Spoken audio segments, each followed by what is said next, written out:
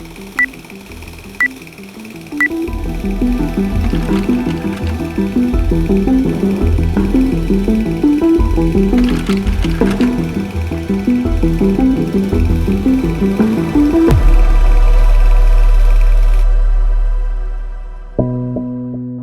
para começar o vídeo, na nossa quinta posição, a gente vai falar da Mary Bell.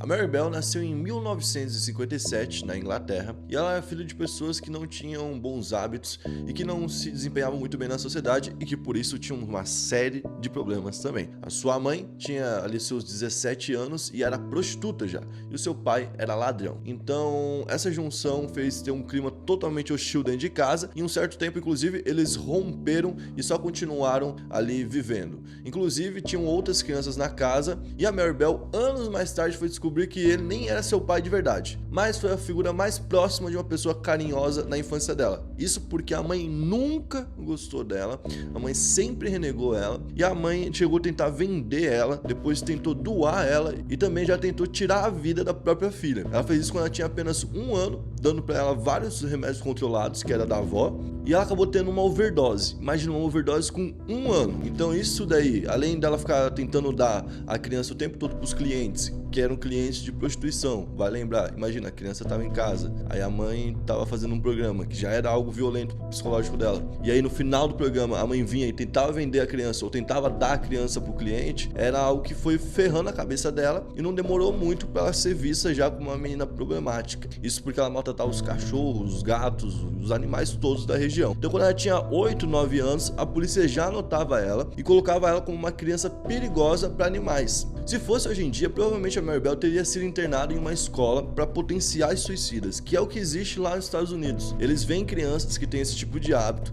colocam numa escola que fica tratando deles e aí tem um tratamento intensivo de remédios, de consultas psicológicas e psiquiátricas e também de um ensino mais preparado para essas crianças, para elas voltarem para a sociedade sem poder botar risco a elas ou a outras pessoas. Mas naquela época não tinha tanto estudo ainda sobre o assunto, então passou meio que batido. E foi quando ela tinha 10 anos que ela começou a estrangular outras pessoas, começou a fazer isso com seus coleguinhas. Então em 68, Martin Brown, que era uma criança de 3 anos, foi estrangulada pela Mary Bell e pela amiga dela, Norma. As duas juntas fizeram isso. Tem a história também da Norma, que também foi uma criança problemática que se juntou com ela nesse percurso. A segunda vítima foi Brian Hove, de 4 anos, e dessa vez ela começou a dar muita pista do que estava acontecendo. Em casa ela ficava perguntando se mais alguém estava sentindo saudade do Brian, sentindo falta do Brian, e ela chegou a ir na polícia para dar dicas de onde poderia estar o corpo do Brian. Então eles descobriram que era ela e ela acabou confessando o crime. Ela acabou sendo presa por 4 estrangulamentos e 2 mortes. E ela pegou apenas 12 anos de cadeia. Isso porque ela ainda era criança, sofria maus tratos, abusos, tinha o problema de ela ter sofrido uma overdose muito novinha. Então ela tinha uma série de problemas que o Estado considerou, por isso ela ficou 12 anos presa e depois ela recebeu uma nova identidade, um novo lar, um novo lugar para morar e mudou totalmente. Ninguém nem sabe direito onde ela tá e ninguém nem busca saber, como uma forma de respeito também, né? Na quarta posição a gente vai falar de Graham Young. Esse aqui é muito absurdo. Basicamente era uma criança que se apaixonou pelos venenos e que gostava de ver qualquer coisa ali morrendo com veneno. E uma hora começou a querer fazer isso com seres humanos e fez isso com a própria família. Então ele envenenava a mãe, aí a mãe ficava muito mal. Aí ninguém nem entendia no início, por quê? Porque a mãe teve um mal súbito, né? Aí depois envenenava a tia, aí ninguém entendia. Aí envenenou outro, foi envenenando toda a família, ninguém sabia quem era, e quando descobriram quem era um moleque de 14 anos que estava fazendo isso. Aí ele foi internado para poder ser tratado e lá ele conseguiu envenenar mais pessoas. Ele conseguiu matar mais uma pessoa dentro desse local, mesmo preso já. E quando ele tinha 23 anos, ele conseguiu uma segunda chance, conseguiu ser solto e mesmo assim voltou a envenenar pessoas e ele envenenou cerca de 70 pessoas e algumas morreram e outras não. Ele é conhecido como um envenenador de xícaras. Então o cara começou como criança ainda uma caminhada muito longa no crime. Na terceira posição a gente vai falar de 2 irmãos muito malucos, Brian e David Freeman. Eles eram de uma família de testemunhos de Jeová, que era uma família considerada normal, uma família amorosa, receptiva e tudo mais. Só que eles começaram a pender por um outro lado. Eles começaram a gostar do neonazi. Então os caras gostavam de suásticas, símbolos nazistas e chegaram a tatuar esses símbolos na própria testa, pra vocês verem como eles estavam malucos. E a família, né, que continuou com eles, acho que foi o maior erro da família foi ter dado suporte pra eles nesse tempo, né? Mas família é família, ainda mais uma família religiosa que acredita sempre no perdão, continuou com eles e eles tiveram muito confronto, porque os dois queriam que a família também fosse neonazi e a família não queria ser. Nisso, em fevereiro de 95, junto com o primo deles, o Nelson, eles acabaram matando o próprio pai, a própria mãe e o próprio irmão de 11 anos. Os moleques eram muito loucos. No início eles negaram o crime, mas depois falaram que foram eles mesmos e que os pais mereciam o que tinham recebido. Então, é pesado, né? Tem todo tipo de história aqui. Essa história, por exemplo, é muito diferente. Na segunda posição a gente vai falar do Pittman. Ele com 12 anos já tinha fugido 2 vezes de casa e na época ele já tinha tentado suicídio também. E isso, como eu falei, já era mais estudado nos Estados Unidos, isso porque ele nasceu em 89. Então ele já tinha um estudo maior ali e ele foi para uma escola aprimorada para ele. Lá ele começou a usar um remédio chamado Paxil. Esse remédio que ele estava utilizando no início fez um certo bem para ele e ele foi morar com seus avós, porque os pais já não aguentavam mais as crises dele, nem nada do tipo, e a mãe não era muito apegada, o pai também não era atencioso, a família já era problemática, então ele foi morar com os avós em Chester, na Carolina do Sul. Então não tinha Paxil lá na Carolina do Sul, onde ele estava se tratando, e deram para ele um outro remédio chamado Zoloft.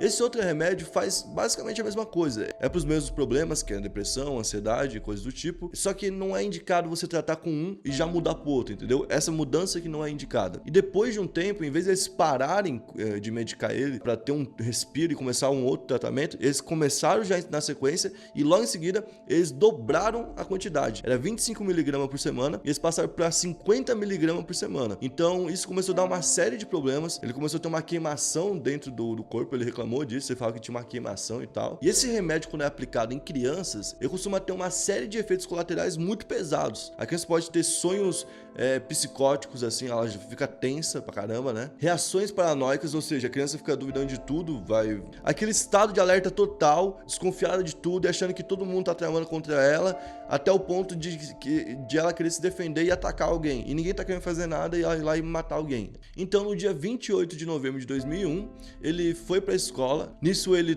explodiu, né? E ele foi pra cima de um coleguinha. Ele estrangulou esse coleguinha dele. Chegando em casa, o avô dele bateu muito nele, falando que aquilo não podia ser feito, obviamente, né? Tentando corrigir da forma dele. E ele ficou muito emputecido com o que estava acontecendo. Acho que os avós desrespeitaram ele. Ele pegou uma arma que os próprios avós tinham dado para ele, uma espingarda, uma calibre 12, foi até o quarto dos avós e matou os caras que estavam ajudando ele, que estavam dando uma casa para ele, os caras da própria família. Foi lá e matou os dois. Depois ele tacou fogo na casa ainda e tentou fugir. Quando ele foi fugir, ele levou o cachorro, levou o carro e levou $33. Quando ele foi parado mais ou menos umas 2 cidades depois, ele disse que não tinha sido ele, que tinha sido uma outra pessoa que tinha entrado, tinha matado os avós, tinha atacado fogo e que ele tinha saído. Mas depois ele confessou que na verdade tinha sido ele mesmo e não se arrependia de nada. Então em 2005 ele foi sentenciado a 30 anos de prisão. Com uma diferença, que ele tinha realmente um problema ali, que era o remédio, que estava mexendo com o psicológico dele, e eles colocaram isso como um peso. Tanto é que agora em 2023 ele vai passar por um novo julgamento, onde ele pode receber uma nova sentença e até tem uma expectativa que ele possa ser solto, entendeu? Que ele já tenha passado pela pena que eles consideram justa, pois ele ficou um tempo lá, ficou quase 20 anos, quase 2 décadas, e tem também o lado de ele não ter tido culpa, talvez, porque ele poderia estar drogado com aquela substância que foi dada para ele, que foi dada de forma errada.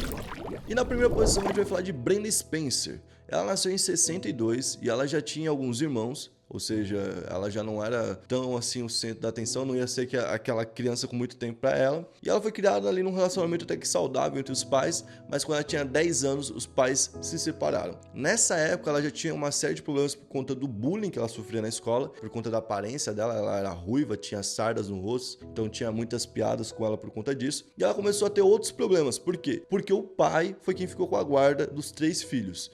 E isso fez com que ela fosse criada pelo pai. O pai tinha problemas com bebida, chegava em casa muito bêbado, batia nela e às vezes abusava dela sexualmente. E outras vezes ele tentava se aproximar da filha, tentava fazer coisas caridosas, tanto é que ela falava que ele era bipolar, né? E uma das formas de aproximação era tentando atirar. Isso porque ele gostava muito de atirar e então ele ensinou ela a atirar. Levou ela para aprender a atirar e foi assim durante boa parte da infância dela e ali da pré-adolescência, entre aprender a atirar e ser abusada pelo pai bêbado. Então, que caminho você acha que isso ia terminar, né? Então com 10 anos ela já estava bebendo, já era uma alcoólatra e começou a usar heroína com 10 anos, imagina só. E aí ela estava com essa série de problemas que fez ela ser levada para uma escola para crianças potencialmente suicidas. Quando ela chegou nessa escola, todos da escola tinham medo dela e pensavam que ela era uma pessoa violenta. Quem não tinha o medo? O pai, porque o pai deixava ela muito frágil por todo o terror que ele já tinha feito com ela. Então o pai não tinha medo nenhum dela e inclusive no Natal deu para ela um rifle de calibre 22, isso com 500 munições e também tinha uma mira. Ele deu na mão da menina assim, ó: me mata, por favor, olha tudo que eu tô te fazendo, eu tô te dando motivo pra tu me matar, eu tô te dando armamento, eu tô te treinando pra me matar, faça isso comigo, por favor. Então ela morava na frente da escola e quando os pais se aproximavam da casa, um dia ela atirou contra a escola e atirou contra os pais, tentou atirar contra os pais, né? E ela acabou matando um zelador e o diretor da escola. Ela ainda atingiu mais 9 pessoas, sendo que 8 delas eram alunos e um era um policial que estava lá no momento. E ficou esse momento de tiro, porque ela era muito boa de tiro, ela tinha aprendido a tirar, né? Ficou esse momento ali de tiroteio por um bom tempo, até que um caminhão do lixo estacionou na frente e bloqueou a visão dela. Ela ficou negociando ali por horas, ficou 6 horas e meia negociando e se entregou para a polícia. Antes dela se entregar para a polícia, ela tinha atendido um telefonema dentro de casa, onde ela conversou com os repórteres e eles perguntaram por que ela estava fazendo aquilo. Ela falou que estava fazendo aquilo porque ela não gostava de segunda-feira e aquilo ia agitar a segunda-feira dela. Então, tipo, claro que ela estava passando uma série de problemas, mas a forma como ela estava lidando com isso também era muito problemático, né? Depois que ela se entregou para a polícia, ela foi avaliada e ela pegou uma pena diferenciada, porque eles ainda vão avaliar se ela era uma pessoa muito ruim e merece uma pena muito ruim, ou se ela era uma pessoa que foi infectada por um contexto todo, né? Aquele contexto ruim, e se tornou uma pessoa ruim. Isso vai determinar se ela vai ficar 25 anos ou se ela vai ter uma prisão perpétua. Então ela ainda vai respondendo a essa situação. Ela inclusive foi a primeira mulher considerada uma atiradora de escolas, que é uma das categorias, né, de pessoas que cometem esses crimes lá nos Estados Unidos.